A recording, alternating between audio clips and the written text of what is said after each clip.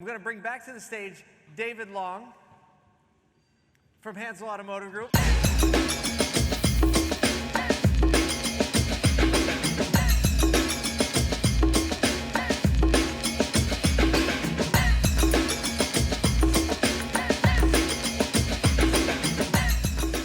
Kristin's joining us remotely. It's probably why they killed the music, because we don't want all the feedback.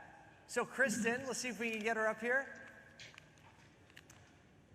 Until then, good to see you, my friend. Good to see you. Is my mic on? We'll find out. Mic's on? Good. You're Yes. on. You're good. You're on. And we're going to see if Kristin, there she is. There she is. Let's see if she can hear us. She can hear us? Oh, we figured this out. Kristin, welcome. Everybody in the room saying hi. David and I are on the stage. I don't know if you can see us or if you're just looking at a profile picture right now. I can see you now. No, I can't actually. All right. Well, we're gonna have a seat here. Thanks for making some time for us. And today, we are talking about guiding your team and cultivating a culture that can make it through transition, and not just make it through transition, but thrive through transition. So I'd like to start, Kristin, why don't you tell us a little bit about your group? The stores and the location, so people can have a little context, and then we'll have David talk about his, and then we'll get into the conversation from there. Sure. So we're a young, really energetic, growing General Motors Automotive Group. We're located in North Carolina. We're all the way from the mountains to the beach, and we think that's pretty cool. We are I don't know, what do you want me to talk about? We were 100% traditional, digital in all of our marketing. We don't do anything traditional. And our management team runs on EOS. So we're really dedicated to the EOS process. Tell us a little bit about your brands, what brands you represent, and kind of a little bit of the history of the store, where it came from. Okay, so my dad started the store back in 1992, and then I was appointed dealer principal in 2017, and then we purchased the dealership in Swansboro in 2018, 2019 was Goldsboro, and 2020 was Boone, and hopefully there's a few more to come after that. Very nice, thank you. David, let's talk about, I know you've had a lot of experience in a lot of different brands, a lot of different groups, but tell us about what you're doing now, a little bit about it, and what your role is there. So this is my fourth decade, which means I'm almost as old as Brian. We have 8 stores in Northern California, represent multiple different brands, and the company's been around for 57 years. And it's the Hansel Automotive Group. It's called Hansel Automotive. Wonderful family-owned and operated dealer group. Well, with that platform, I think it's always important for dealers to understand who they're talking to and the relevance of that. But I think one thing that's relevant, regardless of how many stores you have, what brands you represent, is the fact that the people that work with you side by side every day are the ones that really are the make or break between whether or not the business works or doesn't work. Right. And it's an understatement to say that this year has been full of trials, transitions, trauma. I'll even use the word trauma for both, sometimes our families, our employees' families, and our community's families. So I'll give each of you a chance to answer, so it'll be a little bit easier. Kristin, what do you think has been made the largest impact emotionally on your team this year? Well, I would say that it's the strength of our team. We have leaned on each other for every single thing that's popped up. We were one of the first stores, at least in North Carolina, to close on a dealership in the middle of the pandemic. I think they came out and did the audit in hazmat gear. So it was a really scary moment when the coronavirus hit and everything started closing down. We weren't really sure what we were going to do. And so we were all able to lean on each other and know that, from one sales manager to another sales manager to a GSM to the fixed ops director, everyone had each other's back. And so we were able to lean on each other and find that strength from our peers, from one store to the other. What do you think, so taking that down a little bit, just a little bit to more of a deeper level, what do you think, so there's this concept of emotional energy, and you can do things that increase someone's emotional energy or drain from their emotional energy. So I'm kind of trying to get to the low for you and your team during this whole thing. What was the biggest drain from that? Was it when you had to close? What was that moment where you're like, man, I really need to be there for my people? It was the fear. I mean, it was the fear of, oh my gosh, what happens if we do get shut down? What happens if we become a New Jersey? Or what happens if we're not able to sell vehicles? And luckily we didn't get there, but we did have a lot of strength between the teams that we were able to push through that. One of our core values is lead with love. And so we were able to love each other through it, but also the flip side of that is loving each other enough to have radical candor. And so when someone was absolutely freaking out or someone was panicking, we were able to be radically candid with them, and they would know that they were in a safe space, and we were in a safe space, and we were able to love them through it. Very cool. Thank you for sharing that. David, same question. What was the low point? We're in a very, very unique situation. So about this time last year, the fires in Northern California really debilitated us, right? People lost homes, people lost lives, and then got through that as a team, and then we had a cyber attack that completely shut us down. Followed just a couple months. So a cyber attack just for your store? Just for our stores. Personal information was all protected, but shut us down until we paid a rent. I mean, it was just like sci-fi movie stuff, right? So we go through that and we shake that off, and then COVID happens. And I'll never forget it. I was in my office at home. We were completely closed, and that was the first day I subscribed to Zoom. And it was my first experience to have a senior leadership meeting on Zoom, and I had the post-its up on the wall, and I'm trying to figure out, okay, if we come back at 30%, who can we bring back? If we come back at 60%, who can we bring back? And, then we battle through that, and then fire shut us down again. It seems almost surreal, but I'll never forget it. So I'm from Michigan, Ohio and Michigan originally. And I looked out one day, and the ash was falling out of the sky like as if I was in northern Michigan in a snowstorm. And the team at Hansel was just continuing to do what they do. I mean, think about it. It was 108 degrees outside on the thermometer. The air quality index was almost 200, if not more, and it was snowing ash. And I looked out, and everybody was just doing their job. Wow. It was the moment that I realized how fortunate I am to have such a resilient team. So why did they do that? Why do you think they did that? Because Well, you didn't tell them to do that. So we have, our motto is caring drives us, which I think is pretty cool, right? So in that caring drives us, it all starts with our leader. And Henry Hansel is really, and I've been doing this, like I said, 4 decades, the best dealer principal I've ever worked for. Not the easiest. So cut that out. If it's live streamed, don't let anybody see that. But not the easiest, just an absolute focused, driven, some of my attributes, right? Just completely dialed into every detail, but he cares at a very deep level, and that cascades. And his son, Justin, like a chip off the old block, it cascades through the entire organization. It's just easy to do. So you're saying that just because people know that they were cared for, I think so. it just reciprocated that Yeah. way. I mean, because I was a part of some of the events that you did, the Zoom events, because after you signed up, apparently you figured it out, because you had some rip-roaring Zoom meetings there once a week where he would just bring in anyone and everyone to come hype his team up and care for them. And I saw families on there, and I saw kids on there, and it was pretty awesome. But to sum all that up, like, you really showed them that you cared for them, the whole person. Well, what was really incredible to see is I started doing this 3 p.m., what I called halftime. It was a Zoom call with not just the team members that worked in the company, but their families, their mothers, their fathers, their kids.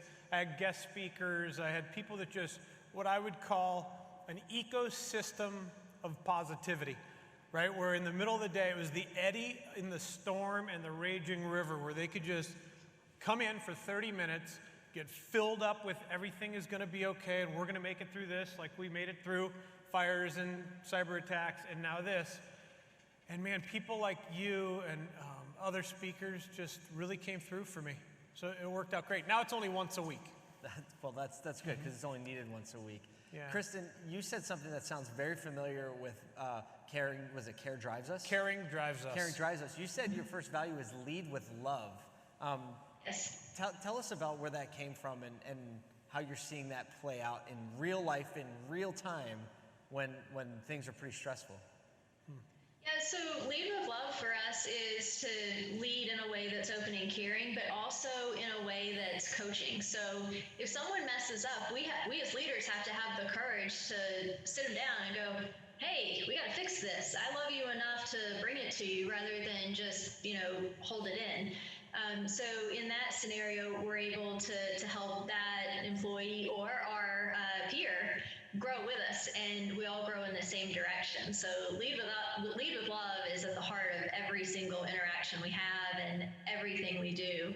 Lead with love also pushes into our group motto, which is we build relationships that matter, and all that starts from a place of love as well. So you're saying, just so everyone here in the room could hear it, because it said we build relationships that matter. Is that what it was? And how do you define matter? Or do you leave that up to the other person to define? Well, hopefully we've made such a great relationship that they matter. We build those relationships with our employees, our customers, our vendor partners, our manufacturers. In everything we do, we want people to say, yeah, that's team. I have a great relationship with them. Whenever we ask for help, we don't want people to go, it's team, what do you think? We want them to go, oh, it's team, yes, we have to do this. And that's just a testament to the relationships that our team builds with each other, and then also with those that we come into interaction with. So you've had the opportunity now to watch that in play in game time, right? We thought it was game time during the regular ongoings of our business until tragedy hits and crisis hits, and then you find out how deep it really goes. So can you tell me about what that was, like how that looked for your company? Like, did you have that feeling like, wow, this goes deeper than I thought it did, or at least as deep as I hoped it did? Yeah, I actually knew it had happened before we had defined what those core values of ours were. We've always had them, but trying to get them on a piece of paper was a little bit difficult. But once we did, we were able to look backwards on some situations that we'd encountered as a group. We had just bought this dealership in Salisbury, and it was our second store. And it was really scary. And we get in, we have no idea what we're doing. It's a little chaotic. And then Hurricane Florence comes in 1 month after we open, and there were no roads to get to Swansboro after that hurricane was over. We couldn't get in for anything. Like, it was like closed for a month almost. And when it hit, we had our employees in Salisbury, which was 4 hours away, taking in our employees in Swansboro. So they took in their families, their dogs, they took in everybody just as hosts. And it was really amazing and really heartwarming to see that happen. And that's when I knew we had the lead with love part down. We just hadn't quite defined what that meant, but it was neat to see it in action before we were able to name it. That's a great story. So you said taking in, you mean like taking into their homes? Oh yeah. Yeah, like so kids, like dogs, all of it. There's definitely this thing, like you really know you're friends with someone when you know where their bathroom is. Right. You know, and so you had a lot more friendships within the dealership after that. So we have like 7 minutes left, and it's obvious that you both care deeply about your people, and you work within organizations that have built a culture of care for one another. It's easy to listen to those stories and say, man, it would be great to have something like that. It would be great. It would be nice. But the truth is that everyone that's watching, whether here or on the live stream, they have the ability to make a change in that direction. So I would like to hear both of your perspectives on what would you say to someone who might think, oh, I'm not happy with my company culture. I feel like people are at each other's throats, or I feel like we're not functioning as a team. I want to build what you had. We'll start with David. David, what would you say to that dealer, that leader? You know, I want to make sure that I don't come across thinking I'm Simon Sinek, because I'm not. You don't have glasses or anything? I don't have the glasses. Or the accent? People before profit sometimes confuses me because without profit, we don't have people. Right. So I think what I would share is that be the change you want to see, right? You be the change. So I'll give just a couple takeaways. And I don't know how I stumbled onto this, but I videoed myself, which I don't like to do. I don't like my voice. I don't like how I show up on video. So, and I sent it to someone, and it was just 30 seconds of, I just want to tell you what a great job you're doing and how much I appreciate you. And that kind of caught a little fire. And, when was this? Pardon me? When was this? Was it when recent? all this was starting, right? Okay. And then I started these Zoom calls, and then I created this WhatsApp group, which is just like an emotional support group. You are part therapist. And now I feel like I have a therapy degree, but it's amazing to me how these little, tiny, genuine acts of kindness, how deeply they're felt, right? Because everybody's going through it. Everybody's experienced stress, anxiety, insecurity, and we're asking them to do more in a shorter period of time. Right. So what can I do to help fill what I call their emotional pool that, by the way, has a big, gigantic hole in the bottom of it? Right. It just called empties. life, right? It empties darn near as fast as I can fill it. And I need to show up every day with my fire hose trying to fill up the emotional pool. And it's not easy. So you're saying, basically, if I could wrap that in a bow, you're saying whoever is saying I wish, actually has the power to start it by kindness toward one another, and that metaphor is fantastic. Knowing that everyone that you're dealing with is feeling it in a different way, and they're being drained, and it might be a work thing, it might be a home thing, it might be just a fear thing, but it's being drained. You're saying the person who says I wish should just start saying, how can I fill the pool for As somebody simple else? as buy somebody a soda out of the vending machine and put it on their desk with a note. Right. Cost you 75 cents. The ROI on that 75 cents is beyond anything you could ever spend. It can change the trajectory, in my experience, of someone's not just day, not just week, but maybe their whole experience. And their loyalty and their care for one another, et cetera, et cetera. And they go home, and that spills over to the husband or the wife or the kids, or at least the cat doesn't get kicked when they're walking down the hallway. People still have cats? I'm just kidding. I got two of them. I love my cats. I'm kidding. Same question to you, Kristin. So what would you say to the dealer that is saying it sounds really great and it sounds like you have a great thing, however, my organization's a lot different, I wouldn't know where to start? What are you saying to that person? We were there. We had to rebuild, and the culture piece of it was monumental for us. And everything that David just said, the only thing I would add to it is, as the leader, you have to have the courage to cut the cancer out. I'm rereading Good to Great, and there's this really, really great excerpt in there. Can I pause you for 1 second? I think I missed that. You need to have the courage to do what?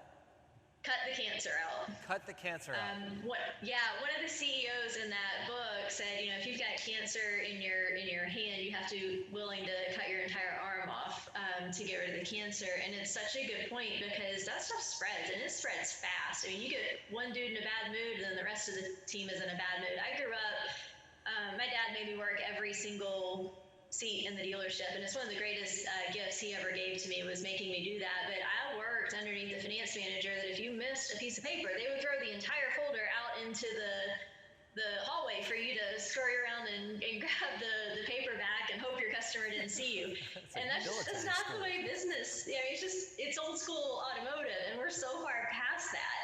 And so we have to create what we want it to look like. And when you have that one bad egg, or that one, I call him poopy pants manager, you got to get them out of there and find somebody that can do the same job, but cheerfully, and keep everybody in a good mood. I mean, almost everyone that's in our companies is somehow related to a transaction. So if they're in a bad mood, good gracious, what are they going to give to our customer instead of a great experience? They're going to give them that bad mood that they're carrying around, and it's just not good. So you got to cut it out when it happens, and you just have to have the courage to do it. That's a really great point. It's very hard to let people go. I don't think it's easy for anyone. Actually, if it is easy for you to let people go, then you just shouldn't be in charge of anything. Right. Especially in this business, because like you said, Kristin, you either serve a customer or you're serving someone who is serving a customer, and so the emotional impact of your actions do make it back to the customer. And so if you're going to do some changing or shifting on your team, letting people go with respect, and so everyone else can see it, has a profound impact on the trust that people have in the leadership of the company. And now, more than ever, David, you have an interesting story. I mean, we only have a minute or two here left, but you have an interesting story about how you were able to reshift your team and care for people, you know, by when people had to go and had to come back, you interviewed everybody again. Yeah, so we had a unique opportunity, right, to sort of level set the people that had been there a long time. And when we had to, unfortunately, furlough them, when we brought them back, they were coming back to a completely different job. And I think the clarity inside of that communication of, this is the job you left, this is the job you're coming back to, these are the new expectations. I think it was the framework for them to feel good about what does a good job look like. Yep. And can they fit that new job role? And some people were like, I'm out, I can't come back, that's not what I want to do. And some people came back, and when they did, they were completely different people. That's a big deal. Because this is, without a doubt, everyone's doing a different job now. Everyone, sure. Every leader, right? I mean, you could say like, oh, it's the same, you're still leading people. It's like, our jobs are different. Way different. My job is way different, yours is, everyone else, everyone that works at this venue is way different. Yep. And so without a doubt, the difference in your roles, your responsibilities, what you're required to do, it requires a deep connection and a lot of trust with the people that are in front of you, or you're just not going to stick around to do it, or you're not going to give your heart and soul to it. I'm sorry we're out of time. I wish we had more time. We'll have to do this again when we're not limited. But before we go, I want to give both of you a final word. You're saying it to a dealer. You're encouraging them to do something because they're going to shut the live stream on and go back into their stores, back into their showrooms, and speak with customers and team members. What do you want them to leave with? One, I would say leave with watching Automotive State of the Union for the second time, because there was so much greatness given to us today. And the main thing I tell you to do is re-listen to Sarah when she did the national anthem. Like I'm getting all these texts, man, that national anthem was off the charts. I'll second with that. I think she should actually do it again to wrap everything up. I don't know if she's in. She is still here. She's waving her hand. Maybe we'll do that. It was so great. All the people that heard it were just so complimentary. So great job to you. And re-listen to Automotive State of the Union. I think you'll hear more than you heard the first time. Great, thank you. Kristin, what's your final word to dealers who are going to shut this off and go back to their life?